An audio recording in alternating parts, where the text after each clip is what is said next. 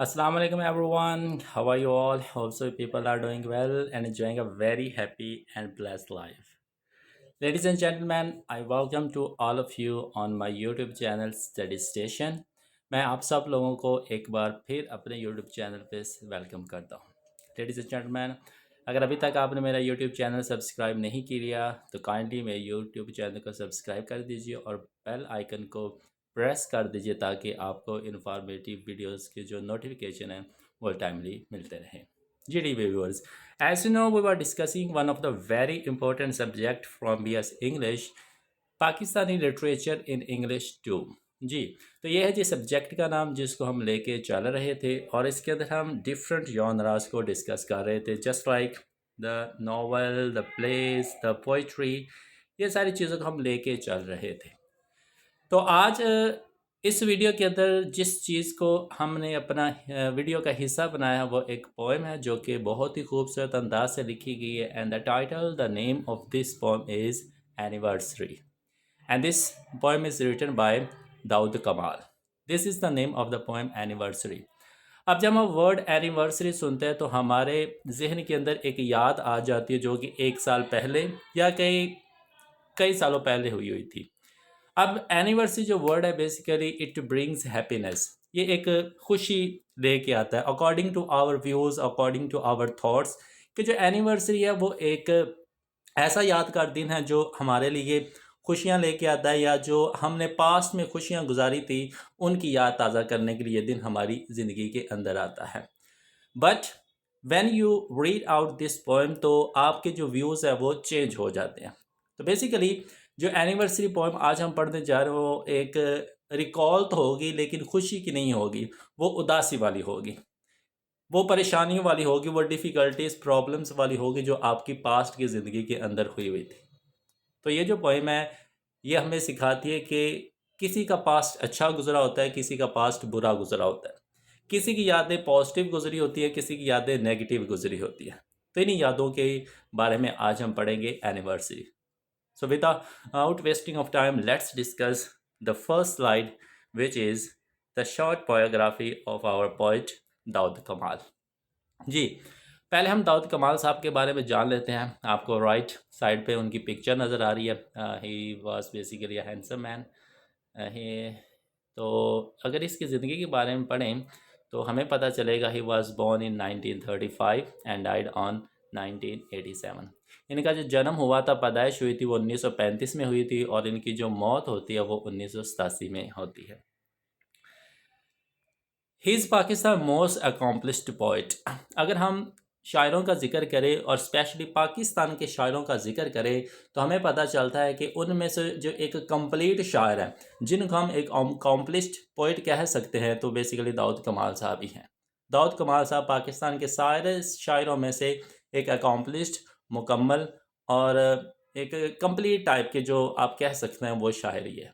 He was a professor at Peshawar university for 3 decades 30 years, और ये पेशे के लिहाज से एक प्रोफेसर भी थे और पेशावर यूनिवर्सिटी के अंदर इन्होंने ऑलमोस्ट 30 साल तक टीच किया। और कौन सा सब्जेक्ट टीच किया? इंग्लिश लिटरेचर को इन्होंने इस यूनिवर्सिटी के अंदर पढ़ाया। He conveys a sense of loss, violence and spiritual displacement. अगर आप इसके वर्क्स को पढ़ें, इनकी शायरी को पढ़ें तो आप ना कुछ बेसिक पॉइंट्स, बेसिक थीम्स नज़र आएंगे। जो भी आप शायरी इनकी पढ़ेंगे उनके अंदर आपको लॉस का जिक्र मिलेगा, वायलेंस का जिक्र मिलेगा और स्पिरिचुअल डिस्प्लेसमेंट का जिक्र मिलेगा। इस तरह का जिक्र आपको इनकी शायरी के अंदर देखने को मिलता है। और इसके बारे में एक मेजर पॉइंट ये है कि ही translated different Pakistani poets. Pakistan के जो दूसरे पोइट्स हैं, फैज़ अहमद फैज़ का लें या दूसरे भी इस तरह के जो प्रोमिनेंट रिनाउंड पोइट्स हैं उनको इस बंदे ने ट्रांसलेट भी किया है। So this is the short biography of Daud Kamal जिन्होंने एक बहुत ही फेमस पोएम एनिवर्सरी लिखी है। Now let's move towards the next slide which is the poem. अब हम पोएम की एक्सप्लेनेशन देख लेते हैं कि पोएम के अंदर क्या जिक्र किया गया। So it would be better कि आप अपने नोट्स बुक या कोई भी अपने जो नोट्स हैं उनको ओपन करके रखिए ताकि आपको जो डिफरेंट मीनिंग्स लगें या मुश्किल मीनिंग्स लगें उनको आप साथ साथ लिखते जाइएगा। सो हे वी गो। नज़म का आगाज़ किस तरह से होता है? शायर कहता है, कैस cascading back to the source over a difficult terrain, but the heart remembers whetstones, conscious of their lineage, the chopped up moon in paddy fields. तो ये जी कुछ लाइंस जो कि स्टार्टिंग लाइंस हैं, अब इनको हम देख लेते हैं। कैस्कैडिंग क्या होता है? कैस्कैडिंग होता है ऐसी याद जो तेज़ी से आपके जहन के अंदर आ जाती है। For example, you are sitting free, आपके पास लेजर टाइम है, आप बैठे हुए हैं, तो आपका जो जहन चला जाएगा वो पीछे की यादों की तरफ चला जाएगा।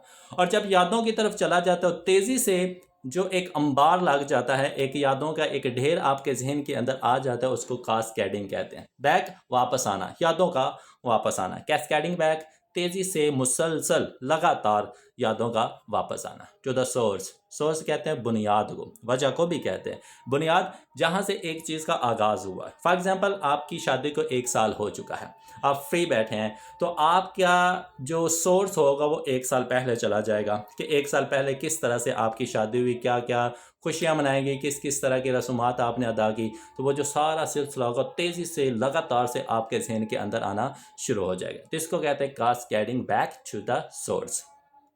Over a difficult terrain, over पर, द डिफ़िकल्ट मुश्किल तरीन, टेरन, टेरन कहते हैं मंजर को, पैनोरामा को, कि जो वो आपको यादों का एक सिलसिला नज़र आ रहा है वो मुश्किल तरीन मनाजरों से होकर आ रहा है कि 1 साल के अंदर आपने किस किस तरह की मुश्किलात सही, किस किस तरह की प्रॉब्लम्स आपने फेस की, वो एक डिफ़िकल्ट टेरन से होके गुजरा है। बट द हर्ट रिमेंबर्स, लेकिन जो दिल है वो हर एक बात को याद रखता है। जहन के अंदर से चीज़ें स्किप होती रहती हैं, जहन चीज़ों को भूलता रहता है, जहन चीज़ों को स्किप करता रहता है, बट हर्ट रिमेंबर्स, जो दिल है वो हर एक चीज़ को याद रखता है, चाहे वो आज हुई हो, चाहे वो माजी में हुई हो, चाहे वो कहाँ भी हुई हो, दिल उस चीज़ को याद रखता है। Whetstones, whetstone basically एक रेफरेंस के तौर पे ले लें या एक सिंबल के तौर पे ले लें। वेट स्टोन गीले पत्थर को कहते हैं, और गीला पत्थर जो है ये सिंबलाइज करता है उदासी को, परेशानी को, डिफ़िकल्टी को। जो आपका वक्त उदासियों में गुजरा वो सिंबलाइज करेगा वेट स्टोन्स, कि जो आपका पिछला साल गुजरा वो उदासियों वाला गुजरा है। Wait stones. कॉन्शियस, कॉन्शियस इल्मी में जब आपको अकल होती है, मीन्स कि आपको पता होता है कि आपके जो उदास लम्हात है वो कौन कौन से गुजरे हैं। ऑफ देयर लाइनेज, लाइनेज कहते हैं एक सिलसिला, जब एक के बाद दूसरी चीज़ आती जाएगी तो वो एक लाइनेज बनेगा, कि आपको पता है कि आपके जो उदास लम्हात है वो किस किस तरह से एक सिलसिला बना हुआ है। एक दुख के बाद दूसरा दुख, दूसरे दुख के बाद तीसरा दुख, एक दर्द के बाद दूसरा, दूसरे के बाद तीसरा, ये एक लाइनेज बना हुआ है। और ये तमाम चीज़ें आपने सही हुई हैं, आपको पता है। The chopped up moon, chopped up का मतलब होता है टुकड़े, जिसके अंदर कोई स्क्रैच नहीं आ जाता चीज़ के अंदर, उसको चॉप्ड अप कहते हैं, टुकड़े हुआ हुआ। मून, चांद, चांद के 2 टुकड़े, इनमें पैडी फील्ड्स, पैडी धान को कहते हैं, चावल की जो फसल होती है उसको पैडी कहते हैं, फील्ड खेत को कहते हैं। And you know very well, अगर तमाम फील्ड्स की बात करें, तमाम फसलों की बात करें, सबसे ज़्यादा जो पानी लगाया जाता है वो पैडी फील्ड्स को लगाया जाता है। और रात के वक्त जब इस पैडी फील्ड के अंदर पानी लगा होता है, जो चांद का साया है उसके अंदर नज़र आ रहा था, और वो इस तरह से नज़र आ रहा होता है जिस तरह के उसके 2 टुकड़े हुए हुए, जिस तरह से वो चॉप्ड अप हुआ हुआ है। तो इंसान भी जब अपनी ज़िंदगी के अंदर देखे तो उसकी ज़िंदगी उसको दोहरी नज़र आएगी, उसको 2 टुकड़े नज़र आएंगे, एक प्रेजेंट के अंदर ज़िंदा रह रहा है और एक पास्ट के अंदर ज़िंदा रह रहा है। इस तरह से इंसान की ज़िंदगी के अंदर भी दोहरे चेहरे मौजूद होते हैं। तो ये थे जी स्टार्टिंग की कुछ लाइन्स, अब आगे देख लेते हैं। A fierce love has blurred my sight and burnt the lines of the palms of my hands. I have drunk acrid milk. I have heard the sound of clocks in an ancient room. So these are the lines from the middle. अब ये anniversary poem की middle से line ली गई। अब हम इनको देखते हैं कि इनका क्या मतलब होता है।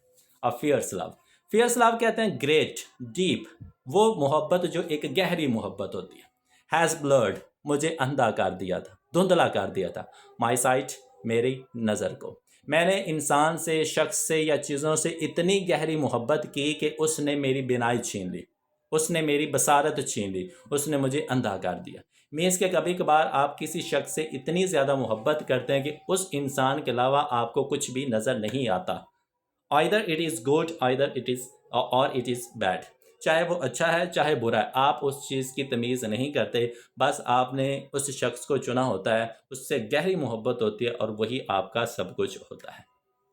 एंड बर्न्ट, और उस शख्स ने जला दिया द लाइन्स ऑफ, लकीरों को, द पाम्स, पाम्स कहते हैं हाथ की हथेली, हाथ की जो हथेली होती है इसको पाम कहते हैं, ऑफ माई हैंड्स, मेरे हाथ की। और उस शख्स ने मेरे साथ इतना बुरा सलूक किया, इतनी ज़्यादती की, इतने दुख तकलीफ़ें दी कि मेरे हाथ की जो लकीर है वो भी ख़त्म हो गई, वो सारी की सारी ख़त्म हो गई। मीन्स कि मेरी किस्मत ख़त्म हो गई। I have hurt, sorry, I have drunk, मैं पी चुकी हूँ। एक्रेट, एक्रेट कहते हैं कड़वा, जो चीज़ कड़वी होती है उसको एक्रेट कहते हैं। मिल्क, दूध, मैं कड़वे दूध का घूंट पी चुकी हूँ या पी चुका हूँ। मीन्स के मैं दुख, दर्द, तकलीफ़ें और जो बैड एक्सपीरियंस होता है, कोल्ड एक्सपीरियंस जो होता है वो मैं चख चुकी हूँ, उसका तजर्बा मैंने कर लिया है। ज़िंदगी कितनी तल्ख हो सकती है ये सबक मैंने सीख लिया है।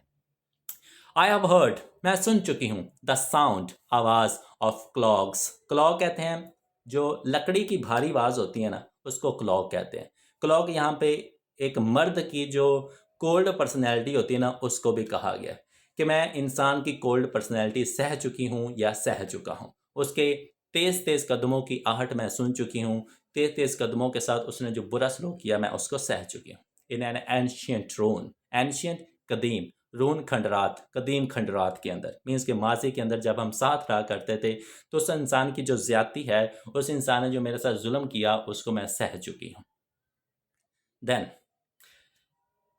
How can mind content with all this chaos, this endless repetition of thwarted lives, Shelley asserts that the deep truth is imageless. ये लाइंस बहुत ज़्यादा इंपॉर्टेंट है अगर आप एग्ज़ाम पॉइंट ऑफ व्यू से इनको समझेंगे। हाउ कैन, किस तरह, माइंड, जहन, कंटेंट, कंटेंट का मतलब होता है compete करना, मुकाबला करना। इंसान का जहन किस तरह से मुकाबला कर सकता है, जहन के अंदर से इंसान चीज़ें निकालता रहता है।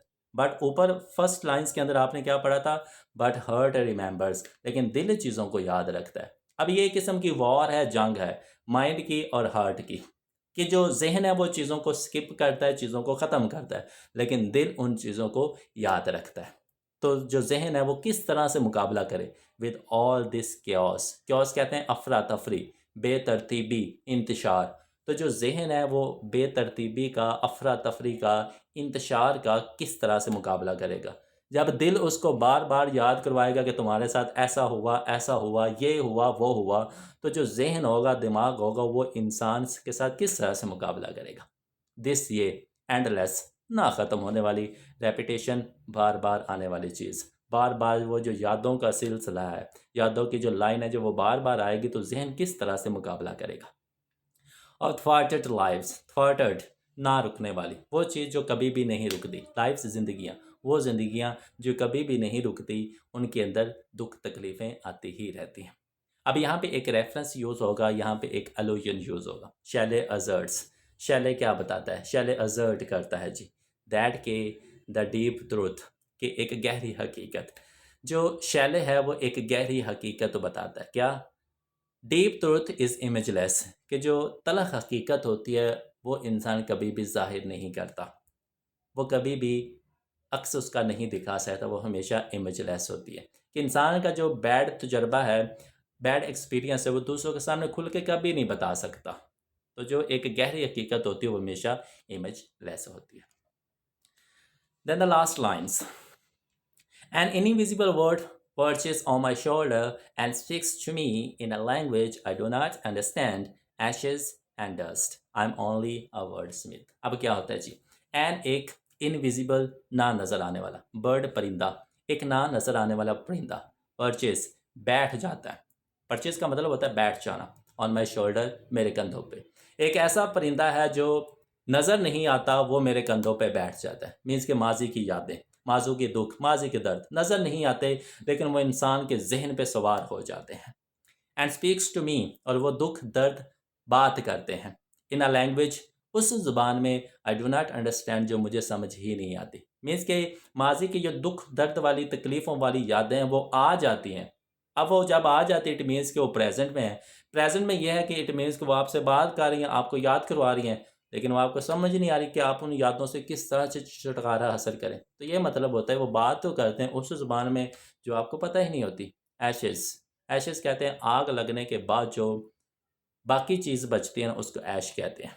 एंड डस्ट, और धूल, बात किसकी करते हैं, एशेज़ एंड डस्ट की। आई एम ओनली, मैं क्या हूँ? I am only a word Smith, word बात करने वाला, अल्फाज के साथ बात करने वाला, स्मिथ कारीगर। और मैं सिर्फ अल्फाजों के ज़रिए ही बता सकता हूँ कि मेरे ऊपर क्या बीती हुई है, और मैं क्यों क्या हूँ? मैं अल्फाज बयान करने वाला एक कारीगर हूँ। तो ये थी जी हमारी पोएम एनिवर्सरी।